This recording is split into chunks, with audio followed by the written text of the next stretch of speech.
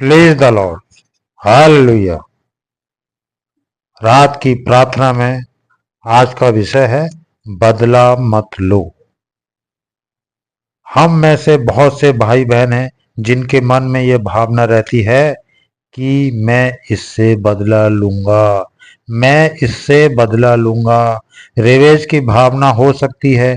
किसी ने आपके साथ में गलत किया हो, किसी ने आपको बुरी बात बोल दी हो, किसी ने कुछ गलत बात आपके साथ कर ली है, लेकिन इसके बावजूद आपको, यदि आप मसीह में हैं, प्रभु यीशु मसीह पर विश्वास करते हैं, तो आपको अपने अंदर उस रिवेंज की भावना को उत्पन्न नहीं होने देना है। उस बदले की भावना को अपने अंदर उत्पन्न नहीं होने देना है। चाहे किसी ने आपका नुकसान कर दिया है, चाहे किसी ने आपका बुरा कर दिया है, लेकिन उसके बावजूद आप उसके साथ में वैसा बर्ताव नहीं करेंगे। आपका काम बदला लेना नहीं, आपका काम न्याय करना नहीं, आपका काम मुकदमा लड़ना नहीं। यदि आप विश्वासी हैं, प्रभु पर भरोसा रखते हैं, तो जानते हैं परमेश्वर आपका मुकदमा लड़ेगा, परमेश्वर आपका बदला लेगा। और जब वो बदला लेता है तो उसका कुछ अलग तरीका होता है। बदला लेने का मीन्स है कि परमेश्वर उस व्यक्ति का नुकसान कर देगा, नहीं, ऐसा भी आपको कभी नहीं सोचना है। बहुत सारे भाई बहन हैं, कई तो यहाँ मेरे से आके प्रार्थना करवाते हैं कि उसका नुकसान हो जाए। आप विश्वासी हैं, मसीह में हैं, तो आपको ऐसा कभी नहीं सोचना है। किसी दूसरे की हानि की योजना आपको नहीं बनानी है, दूसरे की हानि की प्लान आपको नहीं करना है, आपको किसी की हानि की कल्पना नहीं करनी है, क्योंकि आप क्या हैं? आप विश्वासी हैं, मसीह विश्वासी हैं। आप हर बात के लिए प्रभु पर विश्वास करते हैं, प्रभु पर भरोसा रखते हैं।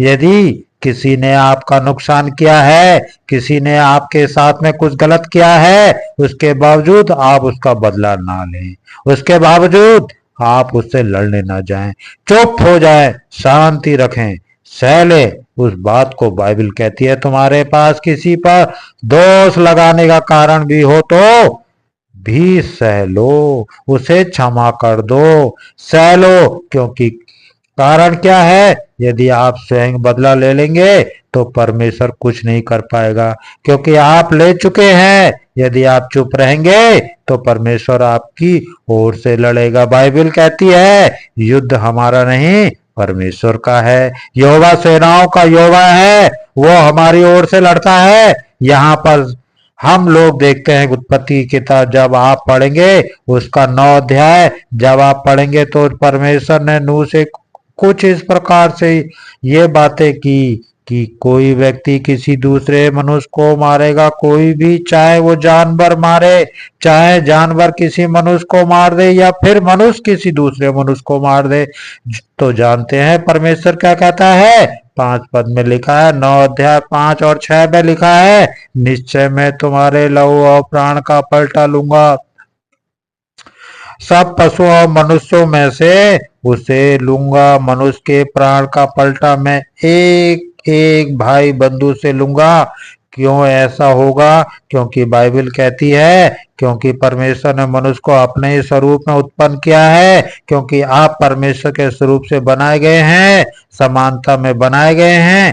मीन्स जो आपका मतलब है उसको घात करता है, एक तरीके से वो परमेश्वर के स्वरूप को घात करता है, उसको उसके नए बनाए सृष्टि को घात करता है, नष्ट करता है। आज लोग इतने मर्डर कर रहे हैं, इतने गलत काम कर रहे हैं, दुनिया में हो रहे हैं, बहुत सारे रेप हो रहे हैं, लेकिन बहुत अधिक मर्डर हो रहे हैं।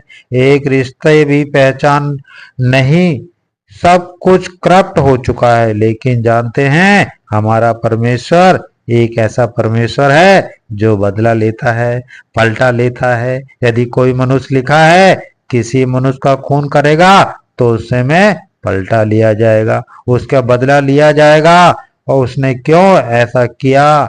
क्यों उसने एक परमेश्वर की सृष्टि में, क्यों उसने परमेश्वर के स्वरूप को मार दिया? उसने उसको न्याय देना पड़ेगा। हमारा परमेश्वर जज है, हमारा परमेश्वर न्याय करता है, न केवल खून का पलटा बल्कि हर एक बात का बदला। जो परमेश्वर के स्वरूप के साथ में कोई गलत काम करता है, परमेश्वर के स्वरूप जो आप और हमारे साथ यदि कोई गलत व्यवहार करता है, हमारे साथ यदि कोई दुर्व्यवहार करता है, हमारे साथ यदि कोई गलत बात करता है, उसकी हानि की योजना भी बनाता है, प्लान भी करता है, कोशिश करता है, परमेश्वर कहते हैं मैं उसका बदला लूंगा। क्यों? क्योंकि आप उसके स्वरूप में हैं, आप उसके बेटे बेटियां हैं। यदि कोई मेरे बच्चे को मारेगा, सेव रखना है, क्योंकि वो मेरे स्वरूप में है, वो मेरा एक तरीके से देखा जाए अंश है। हम परमेश्वर के जन्मे हैं, हम परमेश्वर के अंश हैं, हम परमेश्वर से उत्पन्न हुए हैं, हम उसके स्वरूप में बनाए गए हैं। हालांकि दूसरा भी परमेश्वर के स्वरूप में बनाया गया है जो हानि की योजना बना रहा है, लेकिन वो बिगड़ गया है। जब वो आपकी या आपके परिवार या और किसी दूसरे की हानि की योजना बनाता है, उसको मारने का प्लान करता है, उसको घात पहुंचाता है, तो परमेश्वर कहते हैं मैं बदला लूंगा। कोई आपको नुकसान करता है, परमेश्वर कहते हैं मैं बदला लूंगा। तुम्हारा नहीं, युद्ध तुम्हारा नहीं, मेरा है, मेरा है। मैं लड़ूंगा तुम्हें। परमेश्वर के करीब में जाना है, बस तुम्हें उसका बदला नहीं लेना। जैसा लोग तुम्हारे साथ में कर रहे हैं, वैसा दूसरों के साथ में नहीं करना। मीन्स कोई आपको अगर अपशब्द बोलता है तो आपको अपशब्द नहीं बोलना। कोई आपको नुकसान करता है तो आपको उसको नुकसान नहीं करना। किसी ने आपके साथ में गलत किया है तो आपको उसके साथ गलत नहीं करना, क्योंकि आप परमेश्वर के स्वरूप में हैं। जानते हैं बहुत सारे भाई बहन हैं, जब वो निराश हो जाते हैं, जीवन में निराश हो जाते हैं, तो फिर या फिर असफल हो जाते हैं, या फिर समस्या में जीवन जीवन में आ जाती है, समस्या उनके जीवन में आ जाती है, तो बहुत सारी भाई बहन बहुत सारे गलत निर्णय ले लेते हैं, अपने आप को घात कर देते हैं, आत्महत्या कर देते हैं।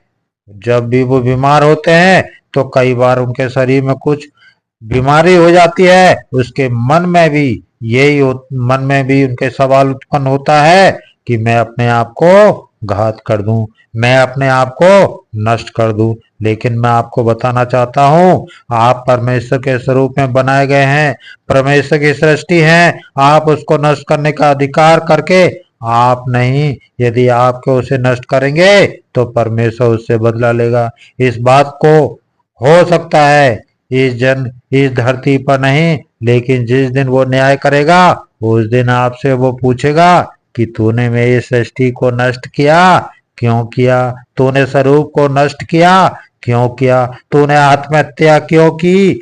तूने सुसाइड क्यों किया?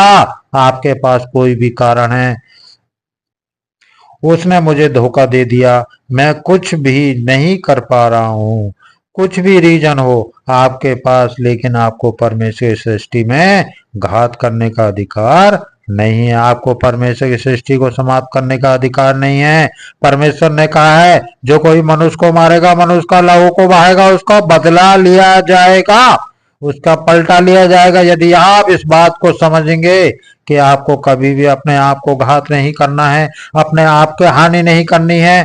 बहुत सारे लोग हैं अपने आप के और कैसे सुनते हैं। बहुत दिनों पहले एक न्यूज में समाचार आया था कि एक व्यक्ति ने अपने आप को जहर देगा और पूरे परिवार को जहर दिया।